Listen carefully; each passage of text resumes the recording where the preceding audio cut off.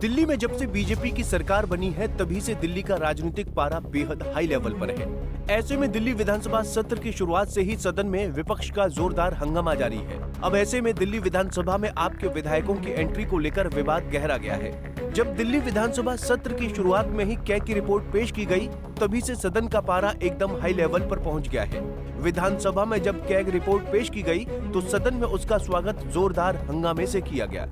इसी कड़ी में दिल्ली विधानसभा अध्यक्ष विजेंद्र गुप्ता ने आपके 21 विधायकों को सदन से निष्कासित कर दिया।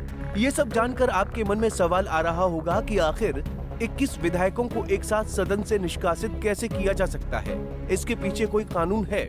दरअसल चुनावी नतीजे आने के बाद से ही विपक्ष बीजेपी को मुख्यमंत्री के नाम पर घेर रहा था। ऐसे में बीजेपी ने भी रेखा गुप्ता को कमान सौंपकर राजनीतिक पंडितों को हैरानी में डाल दिया।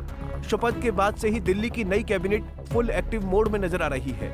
इसी कड़ी में दिल्ली के विधानसभा सत्र की शुरुआत से ही खूब हंगामे देखने को मिल रहे हैं। जानकारी के मुताबिक एलजी वीके सक्सेना जब विधानसभा में अपना भाषण दे रहे थे तो आम आदमी पार्टी के विधायक भाषण में बाधा दे रहे थे, इसलिए उन्हें सदन से निष्कासित कर दिया गया। सदन से निष्कासित होने के बाद आप विधायकों ने सदन के बाहर प्रदर्शन किया।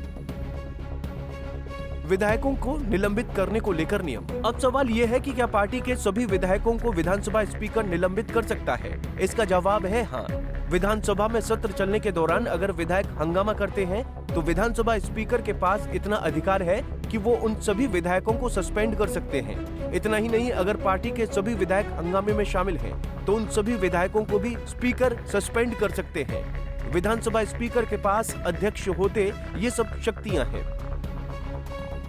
आप विधायक ने एंट्री बंद होने पर कहा कि दिल्ली विधानसभा आना मेरा अधिकार है। ये लोग मेरी एंट्री बंद कर रहे हैं। देश के लोकतंत्र में पहली बार हो रहा है कि बाबा साहेब का नाम लेने पर विधानसभा से निलंबित करते हैं।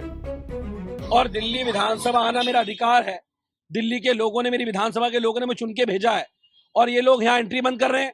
अरे भाई, विधानसभा अध्यक्ष मेरी सदन के अंदर एंट्री लोग बैन कर सकते हैं। मुझे सदन से निलंबित किया, या मैं एक विधायक होने के नाते विधानसभा परिसर नहीं जा सकता? मुझे कैसे रोक सकते हैं लोग? और ये देश के लोकतंत्र में पहली बार हो रहा होगा ऐसा कि जय भीम के नारे लगाने पर, बाबा साहब अम्बेडकर का नाम लेने पर आपको विधानसभा से पहले 1 दिन के निलंबित करते हैं और फिर सदन में रेजोल्यूशन लाके 3 दिन के निलंबित करते हैं। और उसके बाद आज जब हम सदन में पहुंचे तो सदन के अंदर नहीं, विधानसभा परिसर के अंदर ही हमारी एंट्री को बैन कर दिया गया है इन लोगों ने। सदन में कभी भी सदन के अंदर जाना अलाउड नहीं हो। सदन के बाहर तो हम जा सकते हैं, हमारा अधिकार है, हमारा कानूनी राइट है ये जाना। हाँ, जाते हैं। बीजेपी के लोग नहीं गए क्या इसके पहले? बताएं वो सदन के परिसर में जाने कौन रोक सकता है मुझे? वो दिखा, मैंने पूछा उनसे कहाँ लिखा हुआ है इसके अंदर, बताओ मुझे। दिखा नहीं पाए अभी तक। तो ये बिल्कुल वो है, असंवैधानिक है और ये लोकतंत्र की हत्या करने का काम कर रहे हैं लोग। अभी वही जा रहे हैं हम भी वहीं जा रहे हैं, उधर ही निकल के उनके पास ही। भाजपा नेताओं का इस पर कहना है कि आम आदमी पार्टी डॉक्टर बाबा साहेब भीमराव अंबेडकर और शहीद भगत सिंह का नाम लेकर बच नहीं सकती। इसी कड़ी में बीजेपी विधायक हरीश खुराना ने आप पर जमकर निशाना साधा। उन्होंने कहा कि ये सिर्फ जनता का ध्यान मुद्दों से भटकाने की साजिश है। सुनिए क्या कुछ कहा हरीश खुराना ने। देखिए, उनके पास कोई मुद्दा बचा नहीं है। सीएजी की रिपोर्ट पटल पे हो चुकी है। सीएजी की रिपोर्ट पटल पे हो चुकी है। अब जब चर्चा चल रही है, पूरी दिल्ली का ध्यान उनके ऊपर जा रहा है कि भ्रष्टाचार कैसे किया शराब के अंदर। इसको सिर्फ मुद्दे को भटकाने की कोशिश नहीं है तो क्या है? और मुझे लगता है कि अगर वो अंदर आते, उपराज्यपाल का जो अभिभाषण का वो ना करते, आज चर्चा करते, तो उनको भी पता लगता है कि किस प्रकार से सीएजी ने उनके इस दावे की कि हम कट्टर ईमानदार लोग हैं उसको तार तार किया है इस सीएजी रिपोर्ट ने। और ये सीएजी रिपोर्ट तो सिर्फ एक शुरुआत है लिकर वाली। अभी तो हेल्थ की रिपोर्ट आनी है, ट्रांसपोर्ट की आनी है। ऐसी 12-14 रिपोर्टें हैं जो सदन के पटल पे रखी जानी है। इसलिए जो ईमानदारी का, जो कट्टर ईमानदारी का जो टैग लेके घूमते थे ना, उसके तार तार होने का वक्त आ चुका है। लोगों को अब पता लगेगा कि सच्चाई क्या है। लोगों को जवाब देना मुश्किल हो रहा है, इसलिए सब ड्रामे हो रहे हैं। बहरहाल आज केवल आपके विधायक अमानतुल्लाह खान सदन की कार्यवाही में शामिल हुए। आपके विधायकों ने सदन के बाहर अपना विरोध प्रदर्शन जारी रखा। जानकारी के मुताबिक सदन परिसर में जाने की परमिशन न मिलने पर आम आदमी पार्टी के निलंबित विधायक स्पीकर विजेंद्र गुप्ता से मुलाकात कर सकते हैं। आज सदन में मुख्यमंत्री रेखा गुप्ता ने डिप्टी स्पीकर के लिए मोहन सिंह बिष्ट के नाम का प्रस्ताव रखा है, जिसका सदन में सभी विधायक समर्थन करेंगे। दिल्ली में शराब नीति को लेकर आगामी सत्र में सीएजी की रिपोर्ट पर चर्चा जारी रहेगी।